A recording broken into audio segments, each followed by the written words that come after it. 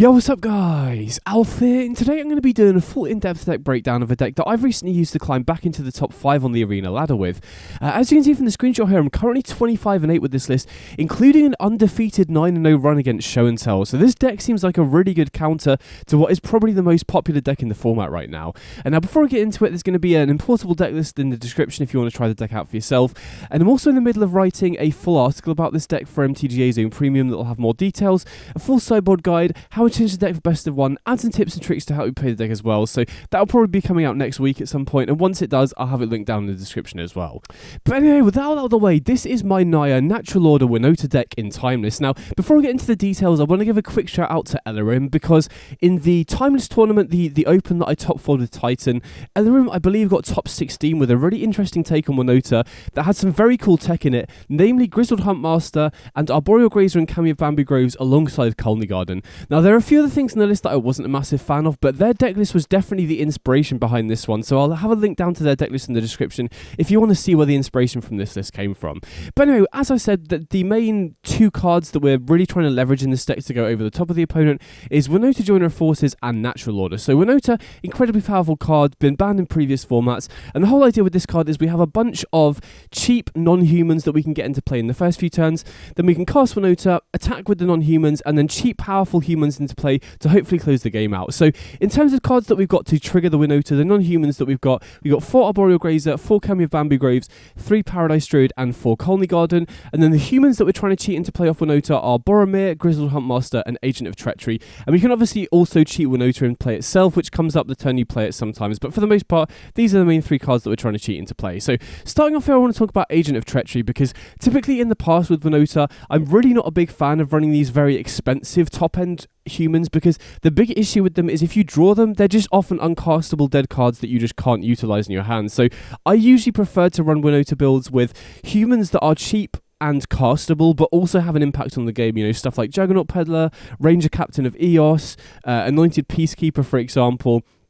However, I think this list, I do want to be running the powerful top-end cards like Agent of Treachery, because we actually have multiple ways to utilize them if we draw them. So first of all, we've got Grizzled Huntmaster, so if we do happen to draw an Agent of Treachery, we can just exile it to the Grizzled Huntmaster and just replace it with whatever the best creature from our sideboard is in that situation.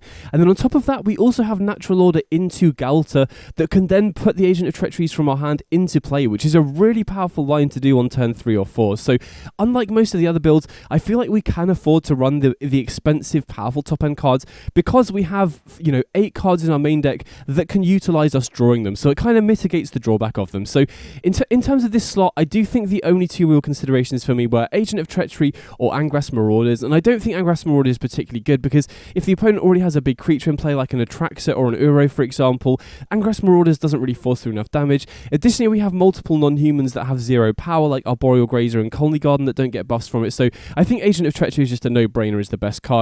And it's just really good at, even if the opponent does commit to the board in the early game, it's very good at clearing the way, stealing Primeval Titans, stealing lands, stealing any problematic permanent the opponent has. So even before Show and Tell came out, Agent of Treachery was my card of choice in this slot. And then since Show and Tell has come out as a very popular deck, this is a really good counterplay to it. Now, again, same thing with Reclamation Sage, like I mentioned in the Titan list.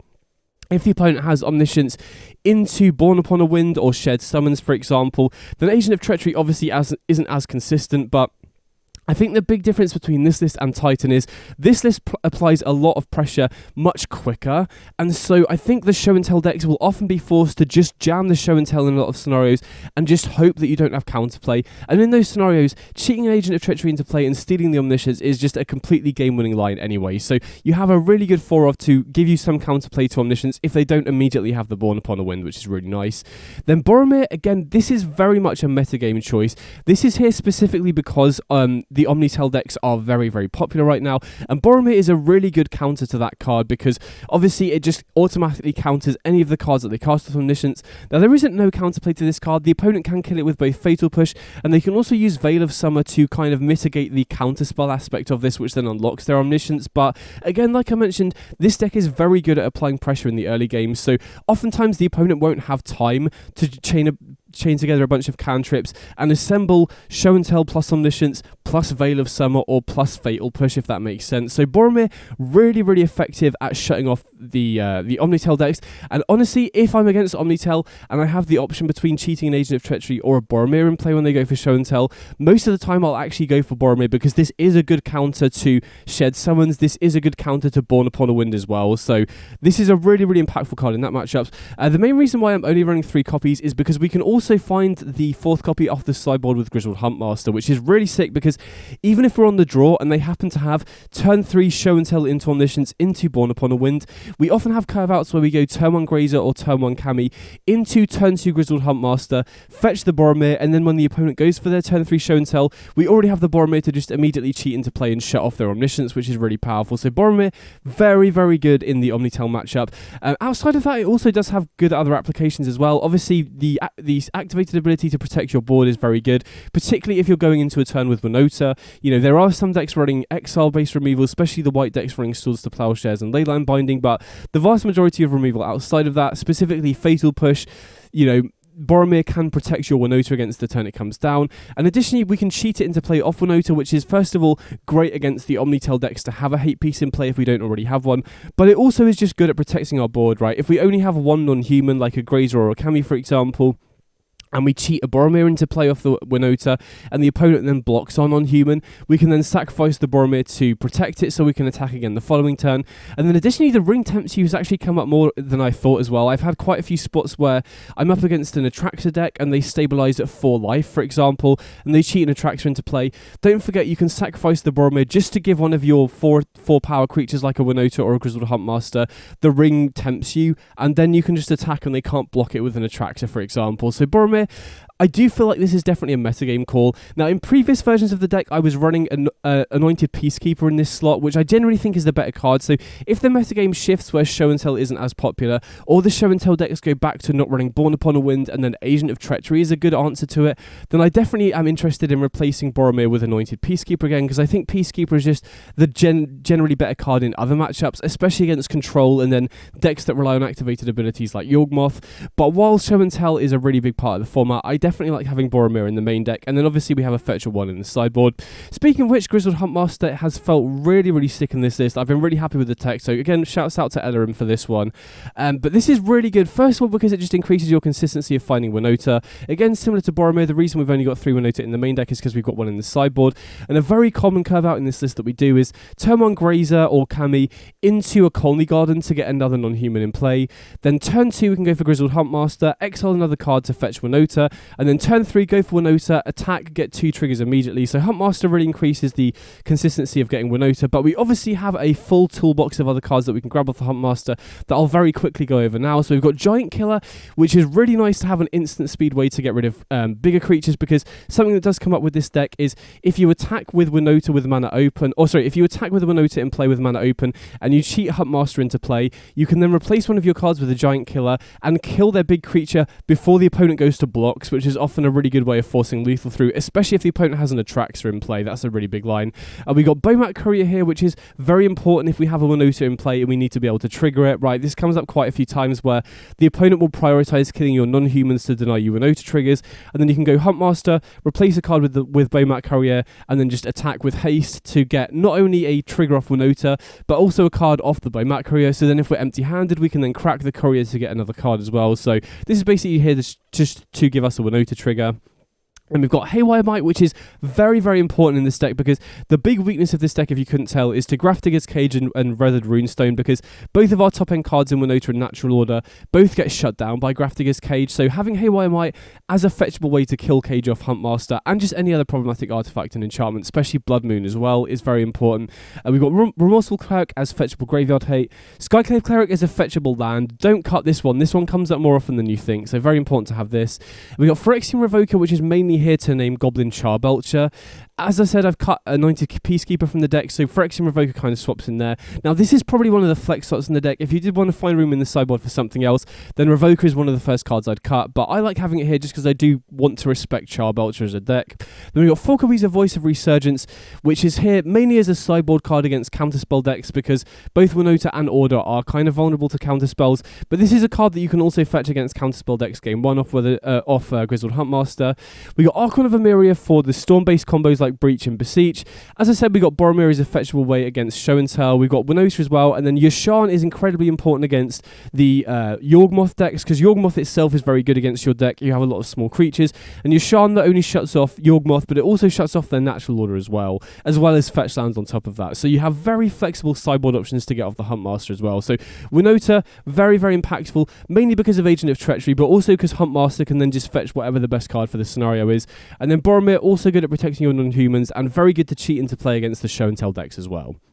Then, in terms of natural order, the other top end card, we have a nice selection of cards to be able to grab off the natural order, and there is a really nice amount of synergy between the natural order and Winota plans. So, the natural order target that I probably grab the most is Atraxa, especially if the opponent has early disruption and can take your other creatures off the board. Natural order into Atraxa is really good at refueling. Now, even though the deck is predominantly creatures, you do have a decent number of card types here. We have instant in Once Upon a Time, sorcery, and natural order. Kami of Bamboo Groves counts as an enchantment. Then we've got a lot of creatures and obviously lands as well, and having Colony Garden and Beseiju means that we can also find utility off our lands as well. So Atraxa very good at refueling, and Atraxa finding Winota is really powerful, because if we go natural order on turn 3, which is very consistent to do in this deck because of all of the ramp, we can get Atraxa in play, find Winota, and then we can cast Winota, attack with the Atraxa, and immediately get a Winota trigger. So this synergy is very nice there as well.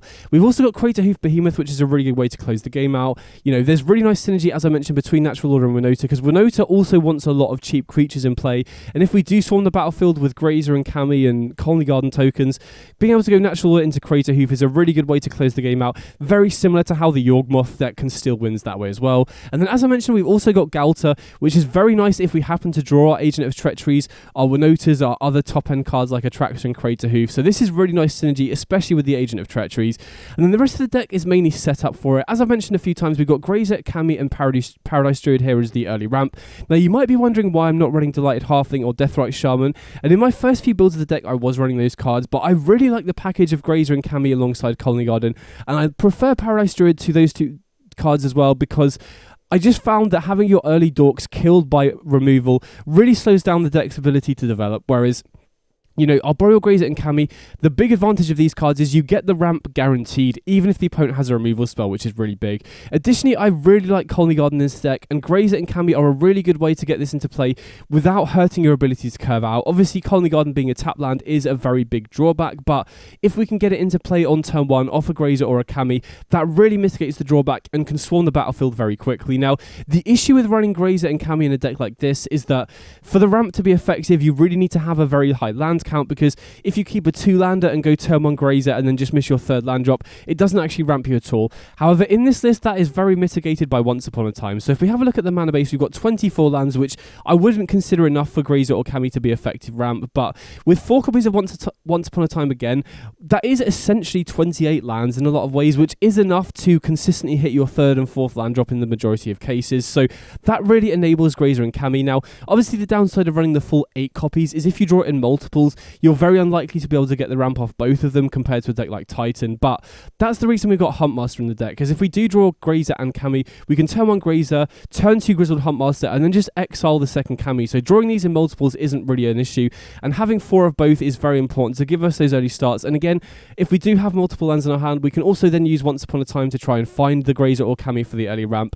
And then Paradise Druid, as I've said, I really want to run this over Delighted Halfling and Deathrite Shaman because it has hexproof, so we're guaranteed to get the ramp off this as well, which is very important for natural order, especially against a deck that has a lot of early interaction, like a Jund or a Rakdos midrange. Being able to go Paradise Druid into turn 3 natural order even if the opponent has removal, is very key. Being able to tap for any colour of any mana is also very important against the Blood Moon decks as well. So I really like this package of early ramp just because it's so hard to disrupt compared to stuff like Delighted Halfling and Deathrite Shaman. And then, as I mentioned, Once Upon a Time, very, very important in this list because of Grazer and Kami to ensure that we keep hitting lands drops so these actually work as ramp. And then even outside of that, as I said, we can find the ramp if we already have the lands, but we can also use this to find our Winota more consistently. If we don't find the Winota, we can find the Huntmaster, which can help us find the Winota. If we're up against the Show and Tell deck, we can use it to find a Boromir or an Agent of Treachery. So Once Upon a Time just really increases the consistency here a huge amount. And in terms of the mana base, like I said, 24 lands plus 4 Once Upon a Time is important for the Grazer and Kami plan. The really nice thing about this deck is if you look at the castable cards in this deck, we're essentially mono green, splashing white for Boromir and Winota, and splashing red for Winota itself. So we can afford to run multiple basics to play around Blood Moon. Now we do have a lot of fetch lands in this list because I do want to be able to fetch basics against the Blood Moon decks, and I do want to be able to get the dual lands to ensure that we can cast Winota and Boromir on curve. So we've got 10 fetch lands in order to enable that. A few shock lands, mainly the green ones because we are primarily mono green, but we do want the Sacred Foundry for if we have like a Flooded Strand and we want to find red mana. Lush Portico has actually been a huge addition to this deck because one of my main issues when I was testing this before Murders at Karlov Manor came out was there was a lack of consistency finding your land drops on curve, especially because of Grazer and Kami. You really do want to hit your 4th land by turn 3 so that you can cast the Natural Order or Winota on curve, and being able to crack a fetch going into your turn 3, find a Lush Portico to surveil to try and find that untapped 4th land has really, really increased consistency of finding that 4th land drop on curve. So this has been a surprisingly big addition to the deck. Then obviously we've got the 4 Colony Gardens, which is really big to have enough non-humans for Winota and have enough targets for Natural Order that also works very well with the Grazer and Kami. And then one change I've made to this list since I've recorded the gameplay, kind of as a hedge going forwards, is I've cut a Temple Garden for a Boseiju because, as I mentioned, the big weakness to this deck is to Grafdigger's Cage and Weathered Runestone. Obviously, we have the 4 Huntmaster that can grab Haywire Might, but if this deck does become popular going forwards, I do feel like it's important to have more answers to Grafdigger's Cage, so I felt like it was important trying to find room for a Boseiju, and I feel like Boseiju is the best option in this slot because Grafdigger's Cage as a card, it's quite hard to tell what decks are likely to run that because there are a very big selection of decks that can just run Grafdigger's Cage in the sideboard because it's colourless. So I feel like Boseiju is probably the best option in the main deck at least because it's generically good across the board. If Grafdigger's Cage does see more play in future, I could even see potentially going up to 2 copies of Boseiju in the main deck. I'm not sure what land I would cut, but if Cage does become more popular, I think Boseiju is the best option to counteract that. And then past that, as I mentioned, I do feel like it's very important to have a lot of basics in the deck to be able to play around Blood Moon. As I said, the mana requirements aren't too stressful. So against a deck like Jund, you can oftentimes fetch both of your forests in order to cast Grizzle Huntmaster and Natural Order, or your plains in order to cast Winota. So this deck, even as a 3-color deck, can play around Blood Moon pretty effectively. Don't get too greedy with your dual lands because of that if you are especially against a deck that is likely to be playing Blood Moon. So that's the main deck. Like I said, there's some really nice synergies going on here between Winota and Natural Order.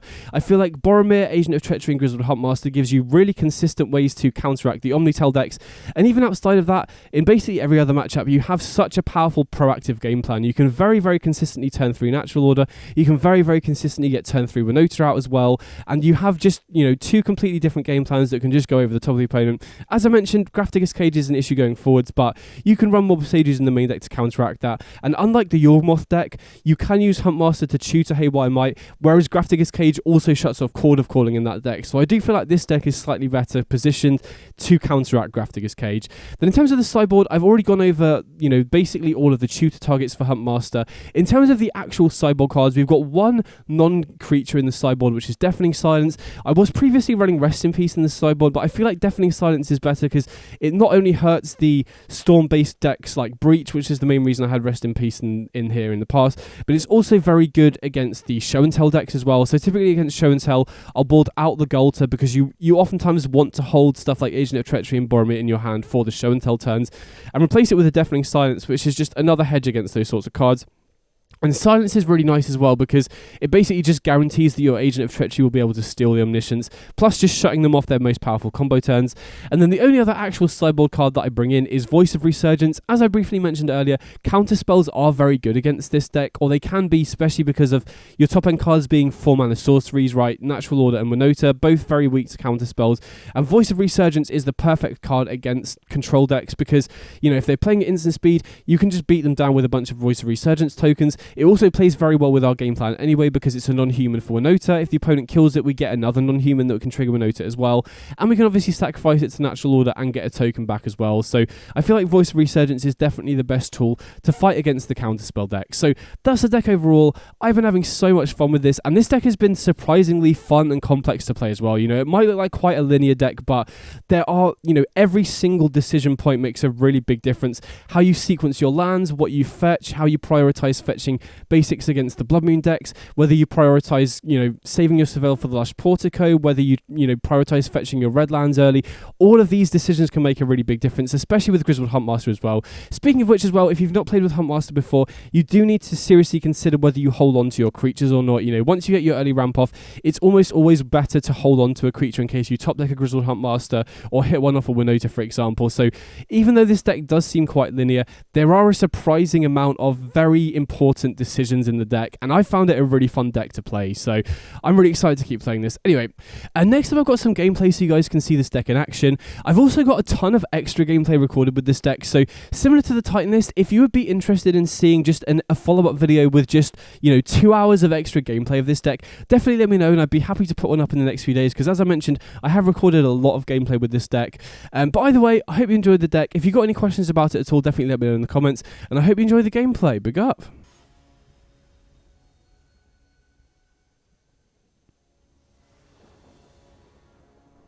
Okay, so we're going second here.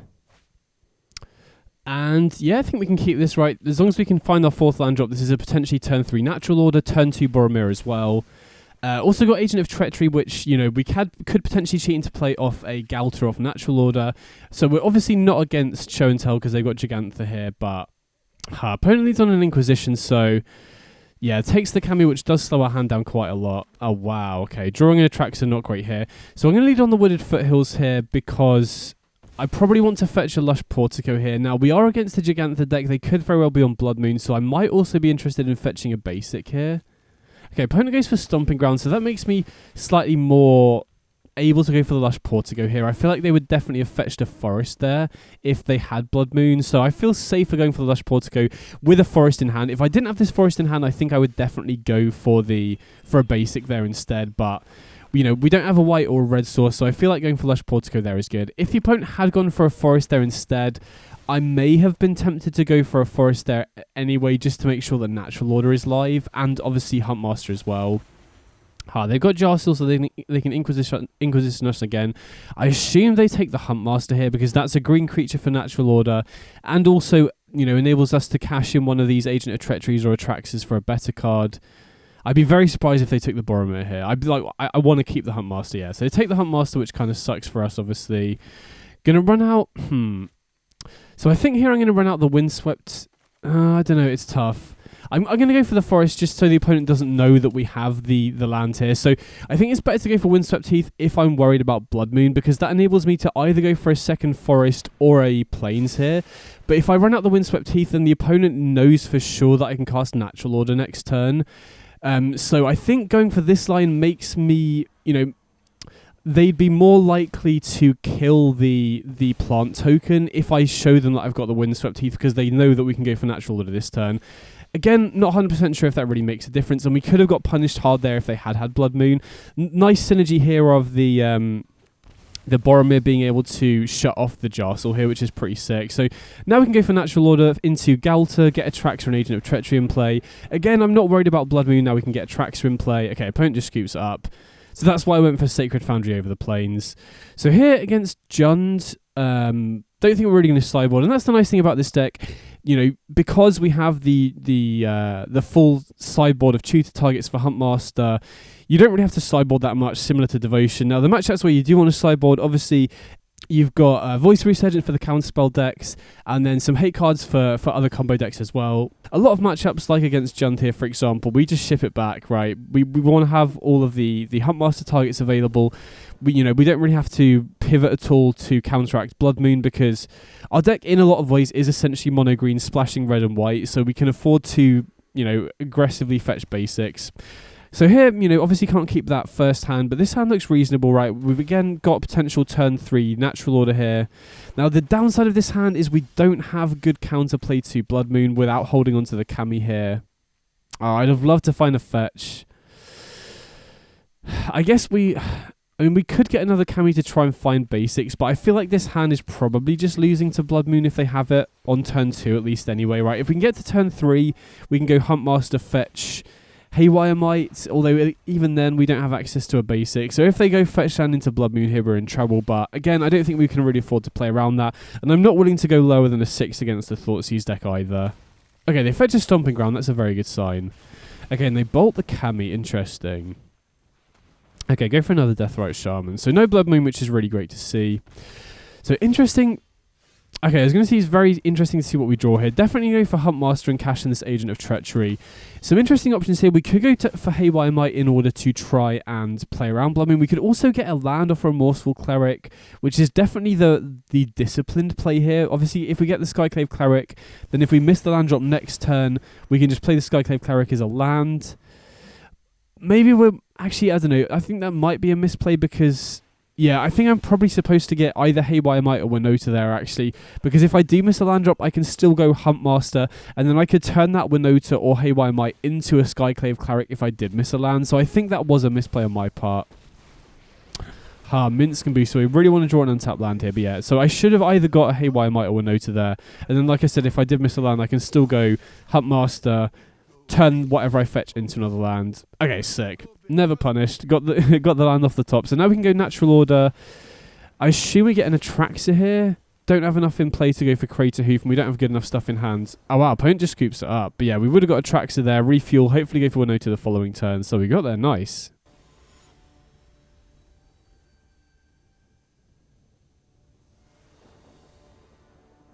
Okay, so we're on the play here. And yeah, this hand looks good. You know, obviously not ideal that we've got the Crater Hoof in hand with the 2 Natural Orders here, but we've got a potential turn 3 Natural Order on the play. And we've also got a second fetch land which we can use to grab the Lush Portico to hopefully help us find that 4th land off the top if we need. So, going to grab a basic here because I feel like we have enough. Although, actually, I mean, it's difficult in the dark. I think most Blood Moon decks are Giganta decks, so I actually think I'm maybe supposed to get Stomping Ground there so that we can then use this Wooded Foothills to grab a Lush Portico, and then we have both red and white mana, and we can obviously use the Portico to try and dig towards the 4th land. So I think I've already maybe made a misplay on the fetch there. I'm maybe supposed to go Stomping Ground Plains, then use Foothills to grab the Portico to help us find that 4th land. Wow, Breathing Pool into... Interesting. So that makes me think we're maybe against Show and Tell, potentially, if they're on green-blue. If I saw a Stomping Ground there, I'd probably think we're against a Blood Moon deck, you know, like a Turbo Blood Moon deck. But Utopia Sprawl, I have seen some builds like from Ali Eldrazi that go for the turn 2 Show and Tell off of it, which we do have once upon a time to try and find an Agent of Treachery or a Boromir. Going to lead on the once upon a time here to see what we hit, because we can obviously hit a land here, potentially. So I actually think I'm going to get Huntmaster here because I am worried. I do feel like I'm against Show and Tell, and I do want to be able to fetch Boromir here. So I'm going to go for Stomping Grounds because I'm pretty sure I'm going to go for Huntmaster next turn. Okay, we found the Lush Portico off the top. So I'm not going to go for the Natural Order here because I feel like if we go for Natural Order, even if we go... I guess we could have gone Natural Order Atraxa, and then we're pretty likely to hit a Boromir or an Agent of Treachery off that. Maybe that's the slightly better line, but the opponent also passed with Mana Open, so that could very well be Spell Pierce, which I feel is worth playing around. So this way, we hedge against the Show and Tell next turn if the opponent does just go a cantrip, for example. Again, I could have seen an argument for maybe just grabbing a land and going for the Natural Order there, but if they have Spell Pierce into Show and Tell, we just lose to that. Whereas now we have a creature in play so we can start applying pressure. If they do have the Show and Tell, we can cheat the Boromir into play, which at least shuts off Omniscience. And then if they do have a Atraxa, you know, they're probably likely going to have to tap out, in which case we can just untap a Natural Order. Probably for an Atraxa of our own, or, you know, maybe even a Crater Hoof if they don't have the Atraxa here, so... Okay, they do go for the Show and Tell, so I'm very glad that we have had the Boromir here. Because the other thing is, if we do go Natural Order into Atraxa, there's still a reasonable chance we don't hit an Agent or a Boromir, which would then just lose with an Atraxa in play, which kind of sucks. So I like the way we went a little bit slower. Wow, opponent just scoops it up. So, I mean, yeah, certain builds or certain hands just aren't going to be able to beat the Boromir. So here, I'm just going to ship it back. Something I have been considering, because I have got Rest in Peace in the sideboard at the moment, is cutting the Rest in Pieces for Deafening Silence, because the main reason I had Rest in Peace in the sideboard in the first place was predominantly for Breach. There aren't really too many other graveyard decks, and replacing Rest in Peace with Deafening Silence still works against Breach very nicely, but also gives you an additional card against the Show and Tell deck. So I am thinking maybe after this game, especially because I have been seeing a lot of Show and Tell on ladder recently, that I'll probably swap out the Rest in Peace in the sideboard for Deafening Silence, and then Galta is another card that I very rarely use in this matchup because I oftentimes want to hold onto the Agent of Treacheries and the Boromirs for the Show and Tell turns. You know, the risk of putting a Boromir into play early and not holding onto it for a Show and Tell turn is the opponent can just potentially crack a fetch and kill it with a Fatal Push if they've got the spare mana. So I think maybe after this match or pretty shortly, I might replace the Rest in Pieces with Deafening Silence. But overall, I have felt like this matchup is very good so far. So this hand, again, we've got the ramp, we've got the potential turn 3 natural order here. Okay, not the best hit off the Once Upon a Time here. I was really hoping to hit another impactful non-land. Would have loved to have seen a Boromir, for example. So here, I mean, Colony Garden is the obvious pick, but we already have so many lands in hand. I think I'm going to grab a Crater Hoof just in case we draw a Grizzled Huntmaster off the top, because I'm definitely going for Cammy on turn 1. I would like to have another creature in hand, because if we do draw a Huntmaster off the top, being able to go turn 2 Huntmaster, fetch Boromir is very big in this matchup. I mean, having said that, we've still got turn 3 natural order, even if we don't find that. We've also, you know, if we do draw another land, which would be the worst possible, we can still crack a fetch to find a Lush Portico, for example. Okay, interesting. I think I am going to go for the Colony Garden here, because we have a good play to go for next turn. And if they don't have anything, there's... Okay, they do Fatal Push. I was going to say if they don't have anything, then maybe we could go for Natural Order into Galta, put Crater Hoof into play. I don't know if that would be lethal. Oh, wow. Opponent just kept a 1-lander, so... Okay, we got Agent of Treachery. So, does the opponent have Spell Pierce? That's the big question. Because if they do, then there's a chance we just lose to that because we're completely out of gas. But I don't think waiting does us any favours here. So I'm going to go for Natural Order. Even though I've said Galta, I don't get often. This is a very rare situation where I am just going to go for Galta because taking their single land should hopefully win us the game here. Unless they have like a Stifle or something like that. Okay, so now we take their only land. I'm pretty sure that's going to be good enough to win the game here, I'd imagine. Be interesting to see what hand they kept where they didn't have... I would have thought they'd keep like a 1-land cantrip hand at least, but it didn't look like they have anything there. Either way, we'll take it. Got there against Show and Tell, which is definitely the most popular deck right now.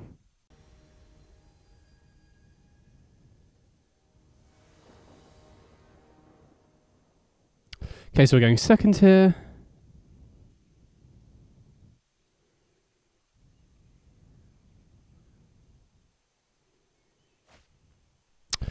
And, I mean, this is a turn 3 Winota if we can find a red or white land with a trigger because of the Colony Garden. So I think I'm going to keep this.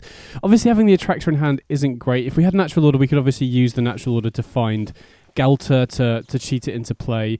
But if we hit a Huntmaster off the Winota trigger here, for example, then we can potentially turn it into whatever, you know, the best other card from our sideboard is. So I think this hand is still pretty decent, right? Especially now that we found the turn 1 Cammy as well. That accelerates us a little bit more. So next turn we can go Plains into Paradise Druid, and then if we find a red source off the top, off a fetch land or whatnot, then we can potentially get 3 Winota triggers on turn 3, which is obviously very powerful. Okay, so they scry away a Leyline of Sanctity. Okay, so we're almost definitely going to be against Show and Tell here. So, unfortunately, we don't have any way to shut it off yet. We would really like to see a Boromir, Agent of Treachery, or Grizzled Huntmaster off the top. Because if they are running Assemble the Team, their likelihood of setting up a turn 3 Show and Tell is pretty high. So we didn't find a red land, unfortunately. We've still got another draw step to find it. But there is a chance if they have, you know, Show and Tell Omniscience... that we could just lose here, unfortunately, but you know, they're not always going to have it, so just got to keep our fingers crossed. And if they do have Show and Tell into Attractor, for example, we can definitely beat that, right? We can put our own Attractor into play, then follow that up with a Winota to try and steal theirs. Okay, no turn 3 Show and Tell, so that's great. That buys us another turn here, and if we can get Winota in play and trigger it here, you know, obviously we need to dodge stuff like Fatal Push and Memory Lapse or whatnot. Okay, sweet. We did find access to a red source here, but if we can get Winota off here, then we can potentially cheat Boromir into play, which is going to be really tricky for them to beat. And then, like I said, we've still got this Atraxa in hand to be able to exile with Huntmaster if we hit that. If the opponent has Fatal Push or, you know, a hard counter spell here, then we are going to be in trouble. But these show and tell decks typically tend to be a lot of cantrips and not as much interaction. Okay, we get the Winota off, which is huge. So now we can Huntmaster. Going to replace this Atraxa with a Boromir, I think, just in case they do have the combo next turn. That should just be able to shut it off and allow us to attack for lethal. Okay, we hit an Agent of Treachery. That's pretty huge. So now we can steal... I think we'll take the Black Source. Obviously, they can fetch for another one, but... And then, we'll get another Winota in play just to apply a bit more pressure here. But now with this, you know, that Huntmaster hit was huge because now we've got the Boromir in hand. The only way that we're conceivably losing this is if they have Show and Tell Omniscience and then combo off, and Boromir just completely shuts that off. So I don't think there's any way they can win this unless they happen to be running a sweeper. But even then, 3-mana sweepers in Sultai colours wouldn't be able to deal with the whole board anyway. So I think we should be good to win here.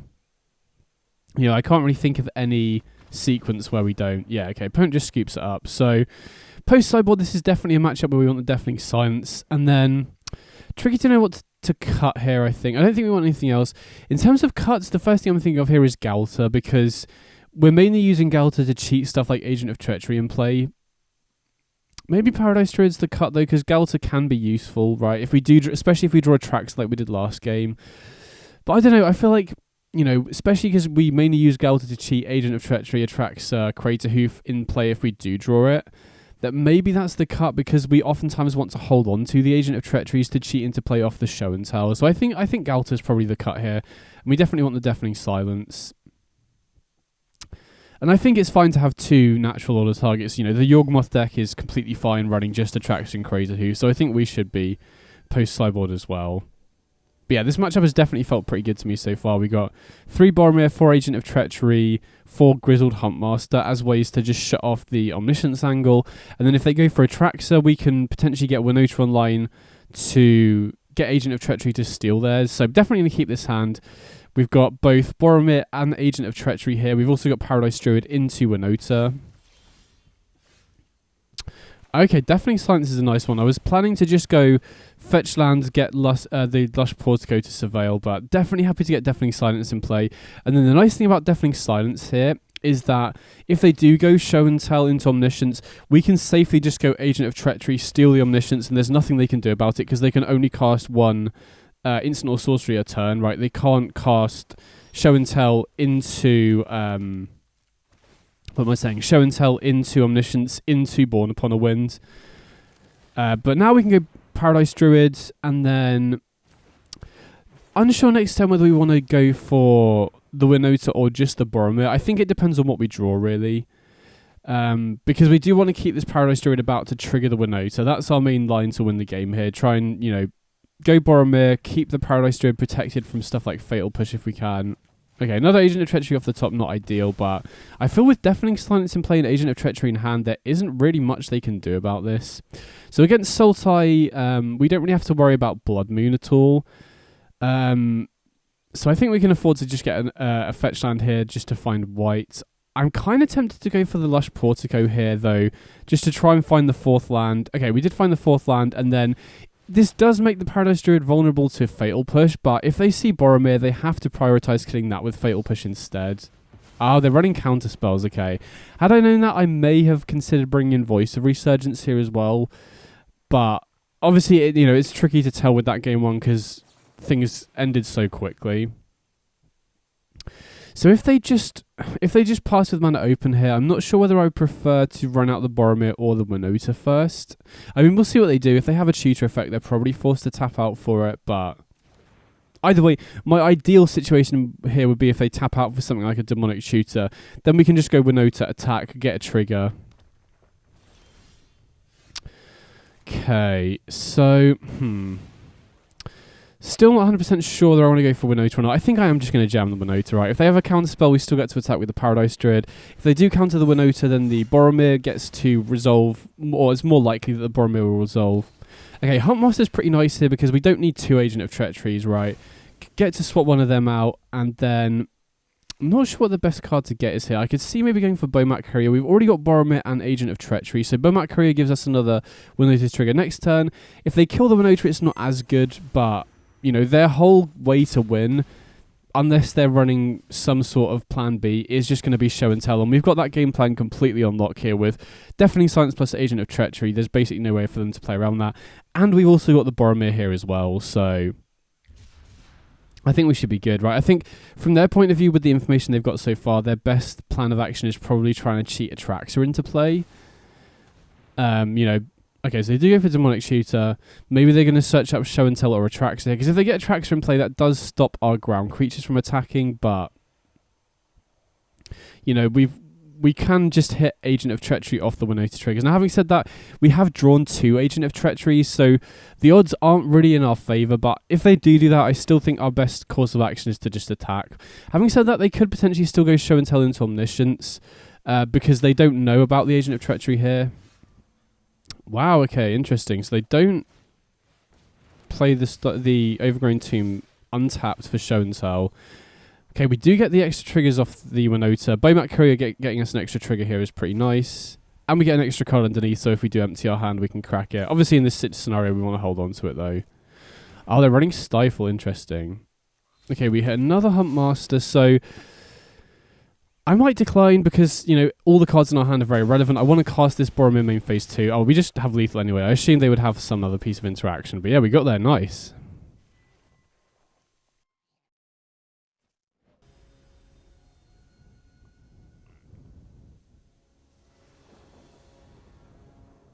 Okay, so we're going second here. And hard. Can't keep a one-lander, especially with Grazer and Cammy. So I'm going to have to ship this one back, unfortunately. Okay, this one looks better, right? We've got potential turn 3 Natural Order. Definitely going to be looking for lands off this once upon a time. I mean, if we draw a land off the top, then maybe we can consider something else. But especially with this Natural Order in hand, I think we really want to try and find this third land if possible. Yeah, so definitely going to be looking for a land here. Okay, found one, which is obviously great. Now we can go for Cammy into Colony Garden here, and then hopefully we draw a land off the top, because I really want to be able to crack and then go Boromir or Huntmaster next turn. If we don't draw a land off the top, then I think Natural Order is so important that I'm tempted to go Foothills Crack for Portico, but I really want to play something on turn 3 if possible. Okay, Paradise Druid's a really nice draw here. I mean, obviously, I would prefer it to be a land, but now we can go Paradise Druids and then crack this Foothills for the Lush Portico just to try and surveil for the 4th land. You know, these are the sorts of spots where this deck, I mean, obviously it doesn't really matter in this spot because we have the Paradise Druid, but similar spots like this when I was testing the deck before the Surveil lands came out, you would just be at the mercy of the top of your deck in the spots like this where you really want to find the 4th land. You know, say this Paradise Druid was another card and you really needed to spike the 4th land for Natural Order. Having access to that, you know, the surveillability of your fetch lands has felt like a really big deal, specifically for this deck. Okay, interesting. Opponent still on Fierce Empath. So they do find the Titan, but there's no way for them to go for Titan next turn unless they have Natural Order, which obviously they could very well do. So definitely going to get the Portico here. And actually, because we've got Natural Order as opposed to Winota, if we had Winota here, I definitely think I'd want the 4th land. But actually, because we've got Paradise Druid, I might just bin a land here because you know, we can definitely go for Natural Order next turn, and we're almost certainly going to be going for a Atraxa, which finds us another land. So, you know, if this Natural Order was a Winota, then I definitely think we want the 4th land. But because we're going for a Atraxa here, and Atraxa is almost guaranteed to find us another land. Oh wow, okay, opponent just scoops up. That seems a bit premature from the opponent, and I'm pretty sure we win that against Titan, but I'll take it. I mean, again, sideboarding, nothing we really want to bring in here against Titan. You know, the main deck's pretty well set up. The only times I really ever sideboard is against Storm combo decks with Deafening Silence, and then Voice of Resurgence against Counterspell decks. I never, you know, sometimes with decks like, sorry, just thinking about this hand. I think I'm going to risk this. Hopefully try and spike a Cammy or a Grazer off the top. But this is pretty close. This might be a mull, to be honest. Might be a greedy keep. But yeah, what was I saying? Oh yeah, unlike Devotion, this isn't a deck where I ever really want to be bringing in, you know, boarding in the Huntmaster tutor targets. They're very useful to have in specific spots and specific matchups. I don't really think. And the other thing is the main deck is pretty linear as well. You're quite a synergistic deck as well, so you can't really afford to make too many cuts without your proactive game plan falling apart a little bit. Yikes. Okay, we didn't find a... I was trying to find a Grazer, Kami, or Paradise Druid off this once upon a time. So we've got 4 lands. I think I might just get Boromir here, especially with the Huntmasters. You know, having a creature that we're relatively happy to exile with the Huntmaster, because Boromir is definitely a metagame call, and it is, you know, not the best 3-drop in a lot of matchups. I was previously running Anointed Peacekeeper, which would be a lot better against Titan, because we can potentially get it in play, look at their hand, you know, name something like Primeval Titan, for example, to just slow them down quite a lot. But, you know, I feel like Boromir, like the presence and the prevalence of the show and tell decks makes me really want to be main decking the Boromir right now, and it still has a lot of applications in other matchups as well. You know, not as good as Peacekeeper, but still, you know, has a lot of relevant text in other spots as well. So here, I'm probably going to crack for the Lush Portico again. Okay, opponent has a natural order, so they're going to get a turn 3 Titan down, which is obviously going to be tricky, but we have the Winota here, and I think I actually prefer Winota in spots like this to natural order, because hitting Agent of Treachery, stealing the Primeval Titan is such a big swing, and with this board state, we have 3 different looks at it, right? We're guaranteed 3 Winota triggers here, and we haven't drawn any of the Agent of Treacheries. The other issue here is we have drawn quite a lot of our other humans, right? We've got the Boromir and the double Huntmaster, but the human that's going to make the most difference here is Agent of Treachery, which we haven't drawn or seen any copies of yet. So I think with 3 triggers, we've got a pretty good chance of finding at least one of them, and I think just one is going to be good. I mean, obviously they can still start getting filled with their tokens. Okay, I think I'm going to bin the Paradise Druid. There is maybe an argument to just not binning anything there in case you happen to hit an Agent of Treachery off the top, but I think the chances of that are so low that it's worth just, you know, binning the card that isn't super relevant in this spot. So, going to go Winota and just try and hit an Agent of Treachery here in these 3 triggers, basically my game plan. Okay, sick. We hit one off the first one, so now we can steal the Primeval Titan. I think I'll cheat a Winota into play here as well. But yeah, the Titan matchup has definitely felt good to me. You're a lot faster than them. Stealing the Primeval Titan, the Field of the Dead is very big with the Agent of Treachery. You obviously have Atraxa as well, and then Titan can beat Atraxa, but Atraxa usually finds you a Winota, which is just, and then you do the same Agent of Treachery thing, which can steal their Westvale Abbey and stuff. So this matchup has definitely felt good to me.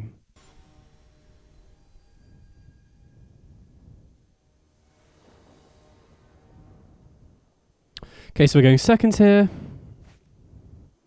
And I can't keep this one. If we had Acceleration, then I think that's maybe a keep. This one I'm happy to keep, though. Definitely going to put the Atraxa back, because we want that in the deck for natural order if we draw it. But this hand's pretty reasonable, right? We've got Grazer to ramp. We hopefully probably... Well, we'll see what we draw for turn. I think Once Upon a Time... If we draw a creature, we want to use Once Upon a Time to find a land. If we draw a land, we want to use Once Upon a Time to find a creature. Wow, Invasive Surgery. So they're teched for the show and tell matchup by the looks of things. And speaking of which, I'm pretty sure we're against show and tell here by what we've seen so far. So I'm going to go with the Paradise Druid, and then I think my priority here is just getting Grizzled Huntmaster down and turn this Paradise Druid into a Boromir. So then we're not cold to a turn 3 show and tell, right? We can shut off the Omniscience, and then if we draw an untapped land off the top, we can then natural order into Atraxa or Crater Hoof, you know, depending on what the board state is at that point. But yeah, okay, we're definitely against show and tell here. So, unfortunately, didn't draw a land off the top.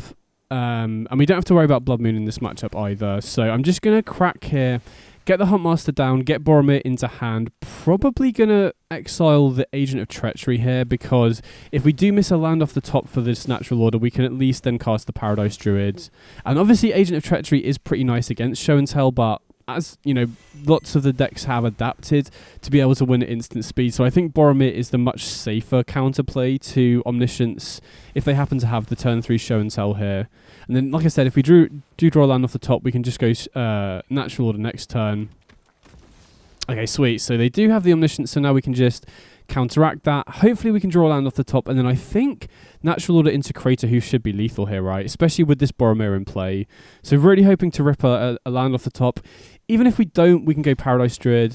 Oh, okay, opponent just scoops it up anyway. But didn't have any good way to beat the Boromir. So, again, want the Deafening Silence in here. And then Gauta definitely seems like the best cut from my experience, because there have been some spots against Show and Tell where I have maybe wanted the Galter, but it's very few and far between because a lot of the time we want to hold on to these effects like Boromir, like Agent of Treachery, in order to put in play off the opponent's Show and Tell. Because if you run out Boromir early, they can obviously Fatal Push it, and if you run out Agent of Treachery early, then as long as they have enough lands, they can still combo off afterwards. So this is a super risky keep, but we've got the Agent of Treachery in hand. Okay, sick. So I was going to say, if we can find a piece of acceleration off this Once Upon a Time, we can go fetch into Colney Garden. We've got the Agent of Treachery in hand, which obviously, as I just said, isn't as good a counterplay to Show and Tell, or it isn't as reliable as a piece of counterplay to Show and Tell, but if they don't have Shed Summons or Born Upon a Wind immediately, we can just steal the Omniscience, which just wins the game on the spot anyway. And now we've got this turn 3 Winota as well, so we're kind of attacking the opponent on two different fronts here, where we're not applying too much pressure yet, but if this Winota resolves, it's going to apply a ton of pressure, which should hopefully incentivize the opponent to go for Show and Tell into Omniscience without having a Born Upon a Wind. This is the big difference between this list and something like Titan, where Rexade isn't very effective because the opponent can afford to wait a little bit, whereas this deck doesn't really afford them that luxury. Okay, they go for Atraxa, so we can steal the Atraxa, and then, hopefully that'll be lethal, because we can just go for Winota, and then we get 4 triggers, plus we already got 9 damage in play, so I'm pretty sure this is going to be lethal next turn anyway. We'd have to get incredibly unlucky, because, what's this, 9 damage, that's already putting them down to 8, right? And then all we need from that point is 2 Huntmasters, or an Agent of Boromir and a Huntmaster, and if we get an Agent, we're cutting them off a land as well, so, and they don't have a great follow-up here either, really. Again, they could have Show and Tell Omniscience, but I'm pretty sure if they had that, they probably would have done that instead of Atraxa, so now they need another Show and Tell into Omniscience to recover from this. So I don't know if the opponent is just thinking carefully about the Atraxa here, or they've disconnected, or maybe they're pretty salty, because Agent of Treachery, from the opponent's point of view, they might not have been expecting it. But yeah, regardless, even if they are here and they do put stuff in their hand off this Atraxa trigger, I'm pretty sure we're just going to be winning next turn, right? There's nothing they can really do about it. The only way they could conceivably win here is if we just completely whiff off the Winota triggers. Because the other thing is, even if we hit we whiff on 3 of the triggers and just get a single Boromir off the Winota, that still shuts them off going from Show and Tell into Omniscience for the win. Okay, so we get Winota. We'll find out here. I'm pretty sure we should be able to win with 4 triggers. Okay, there's an Agent of Treachery. We get to steal one of their lands. There's a Huntmaster, so I believe one more hit and we should be good. Now, anyway, we get to replace the Grazer with Boromir, and we get to get rid of the Grazers from the deck, so yeah, we've pretty much got this game locked up. Put the Boromir into hand. Okay, another Agent of Treachery, so now we put them down to 1 land, and we have lethal, and we get the Boromir as well. So yeah, more than enough for lethal here. So yeah, we got there, nice.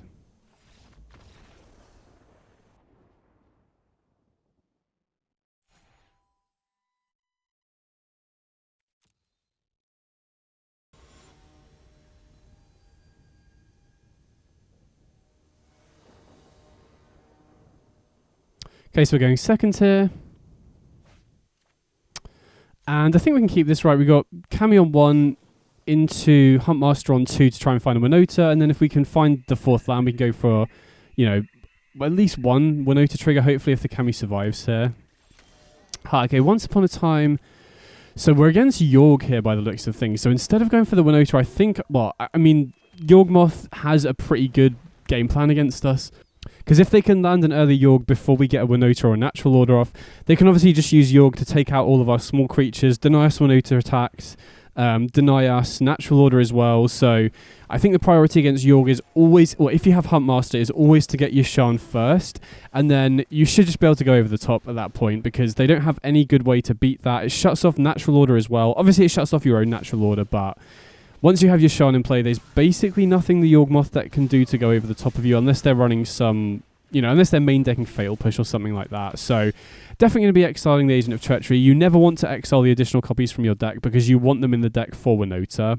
The slight awkward thing in this matchup with Yawgmoth as well is that obviously Yawgmoth has protection from humans, which means we can't steal it with Agent of Treachery, but we should still be able to go over the top of what they're doing fairly easily, I think, especially with this other Huntmaster in hand, right? We can go Yasharn next turn, which is a little bit annoying that we've drawn our basic planes already, but we still get to get a forest off it. But then we can go Huntmaster, exile this Boromir to get a Winota, and then start getting Winota triggers. So even though we can't steal their Yawgmoth itself, we can still start stealing all their smaller creatures, or we can steal their lands if we're worried about them using the Yawgmoth in response. Okay, huge. That's big, because I was worried they would cast Yawgmoth this turn, which would then enable them to just sack their board and draw a bunch of cards. But now we should be safe to just go for Yasharn. We don't have to worry about Blood Moon, so we can just grab a red land here. Going to go for the Sacred Foundry because we've already got double green. Although having said that, we have got a decent number of green cards in our hands, so maybe we should have gone for Stomping Ground instead. But we do get a forest off the Yasharn. And then I think I'm pretty happy to attack here. If they want to trade multiple of their creatures for the Huntmaster, I'm happy to take that trade. And we don't really have to worry about them killing the Yasharn game one at least. So yeah, opponent's just going to scoop to the Yasharn there. Like I said, unless they're main decking Fatal Push, and they also need to have Revolt immediately because they can't crack... They can't sacrifice their creatures to Phyrexian Tower, so they would need to have like a treasure token or a fetch land and Fatal Push in hand the turn that we play Yasharn as well, which is a pretty big ask. So post sideboard, they are obviously going to have sideboard cards. They could have Yasharn. They could have Fatal Push for the Yasharn. So not as reliable a game plan, but it's still going to be very difficult for them to beat, I think. So this hand with no acceleration, I'm not too happy with. This hand I'm happy to keep though. Right, we've got Kami on 1 into a fetch land. Okay, not too happy to draw the Atraxa when we have 2 natural orders in hand, but I mean, we've still potentially got a turn 3 natural order here, as long as the Kami doesn't get killed. Obviously, they could very well have Orcish Bowmasters here to kill the Kami, which would be a little bit awkward, but again, Lush Portico putting in work here, right? If the Kami survives, we can use the Portico to dig towards the 4th land to try and find the natural order.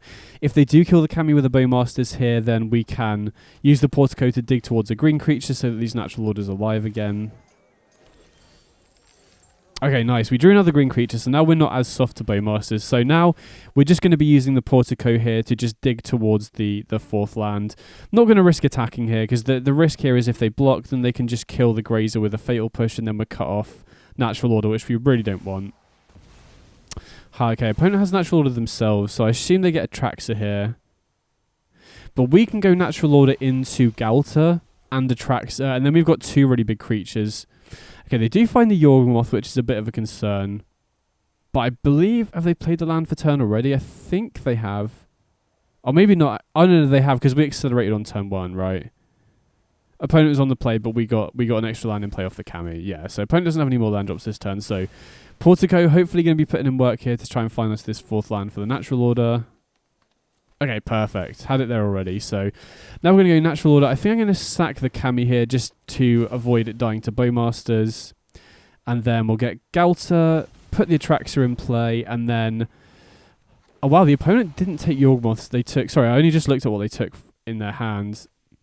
So they have Hepatra, which means they probably have Yawgmoth in hand already. So I definitely think we want to take Winota here, right?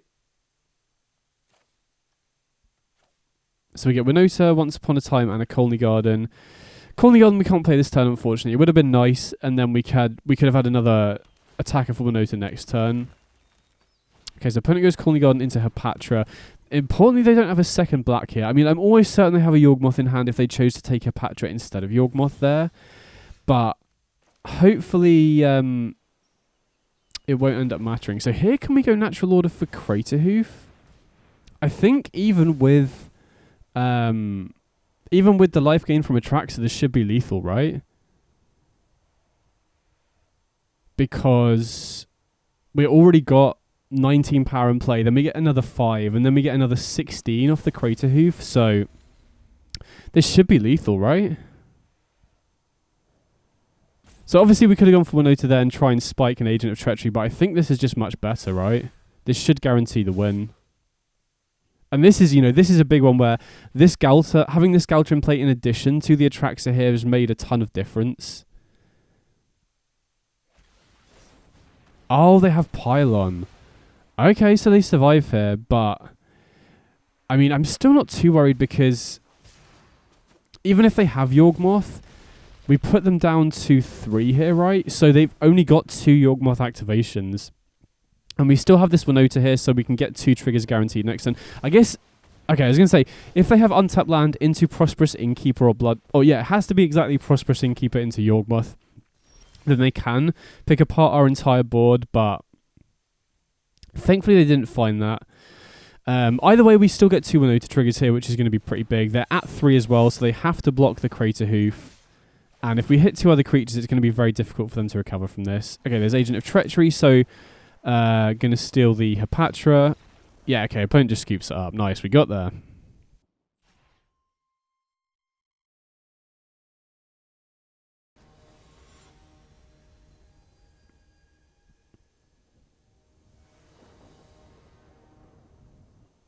Okay, so we're on the play here. And yeah, happy to keep this one. Right, we got potential turn 3 natural order if the opponent doesn't have Thoughtseize. Now again, this hand is very vulnerable to Thoughtseize, but we have a lot of good top decks. Any other natural orders is great.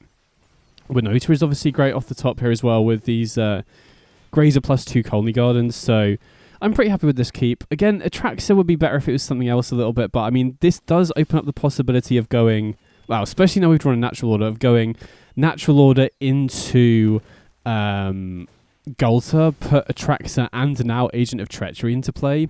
So here I'm going to set stops just to represent Once Upon a Time, or just make the opponent consider that I might have something here, right? Maybe a Maindeck Veil of Summer or something. I think there's no real disadvantage to bluffing an instant here. Okay, this isn't what I wanted to see. So this is tricky. Opponent passes with potential counterspell mana up here. We don't know what we're up against at all here. So I'm kind of tempted to just run out the Grazer and hope they tap out for something like maybe an Oko next turn if they're on a Bant deck. I'm worried that I'm against Aspiring Spikes deck that does have main deck counter spells, but I think the longer I wait, the less likely I am to be able to get it off. I'm just going to jam it in the dark. If I knew what deck I was against, then maybe I'd reconsider this, but I feel like if this natural order resolves, we just win the game on the spot. Okay, it does. Sick. Okay. So that was a risk. If they have a counterspell, we're in real trouble there. But I think waiting, especially because they could have maybe like Archmage's Charm, which doesn't come online until next turn, I think it's worth just going for. And now we can steal one of their 2 lands. We get an Atraxa trigger. Oh, I should have checked the order of my triggers because we want to make sure that Atraxa puts a land in our hand before Grazer triggers, but thankfully Arena ordered it correctly there. So again, I don't think this is a matchup where I want to be sideboarding at all. Still not 100% sure though, because if they are running a counterspell heavy deck, then I would want to board in some Voice of Resurgences, but again, I'm completely in the dark here. I don't know what the opponent is doing, so in the dark, I just want to run it back and see how it goes. Them having Spara's Headquarters makes me kind of think they're on counterspell decks, because typically those sorts of decks are, you know, maybe Leyline Binding decks could be on counterspells, but again, they could be on Domain Zoo, potentially with a slow start. They could also be on like 4 or 5 color midrange with Omnath and Oko and stuff like that, so I don't want to over sideboard when I don't really know what the opponent's on.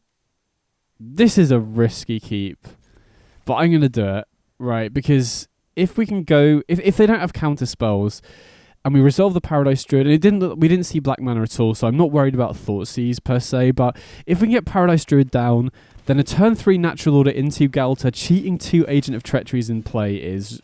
That's like guaranteed to win the game on the spot. So opponent does lead on Deathrite Shaman, see if they have a fetch here. Okay, they do have a fetch. So maybe we... Oh no, maybe we're against Sultai, but we saw Spara's Headquarters, so if I had to guess, I'd maybe say 4 color. Although, okay, we've seen... Maybe we're against Bant then? Okay, alright, so we could very well be against Spike's deck, which, especially post-sideboard, it is likely to have counterspells, so maybe this was a very greedy keep. I'll catch you a Triumph. Okay, maybe they are on... Oh wow, another Agent of Treachery. So yeah, and this makes me think we're probably more likely to be against an Omnath deck here. Now we've seen red mana as well, which I think is a good sign. I think that more likely means that they're going to tap out. So I really want the opponent to tap out here, because then we can natural order into Galta into 3 Agent of Treacheries, which is nasty. On turn 3 as well. So we'll see what they got here. I really want them to tap out. Okay, Omnath, perfect. I mean, yeah, they can't... Like, they could have Spell Pierce, I guess. Maybe if they crack here... Okay, they're going for the crack now, so... I mean, they could still go untapped blue source, cast a 4-drop. Untapped red source, okay, so unless they've got Mana Tithe, we actually get to pull this off by the looks of things. Okay, they got the One Ring, so... They did have a pretty good turn, but it's just not even going to be close to enough. Wow, and Kratos as well. So... I mean, this is pretty crazy. Because of the Kratos, I'm going to sack the Paradise Druid so we can attack with the plant token. Oh, no, wait. They've got protection from the ring. Okay, so I should have sacked the plant token instead there, but I really don't think this is going to matter. I'm going to change the order of the triggers here just so that we get the Crater Hoof buff last. Okay, it looks like Arena's ordering everything correctly, which is good. But now we get to steal the Omnath, the Deathrite Shaman, and the One Ring. And attacking... Oh, if only they didn't have protection from the One Ring. But now we also get the draw 3 abilities of all these Agent of Treachery. So this was a ridiculous match. I mean, this is the thing, though. If the opponent doesn't have counter spells, this deck just goes so far over the top. But, and you know, counter spells being a weakness is why I'm running for Voice of Resurgence in the sideboard as well. So, I mean, I'm going to discard stuff. The opponent could still have Supreme Verdict, but we get to steal their ring. So we're still going to get a ton of card advantage anyway. Maybe I should have kept the Colony Garden for these natural orders, but I mean, yeah, opponent would need a sweeper immediately to even have a chance against this.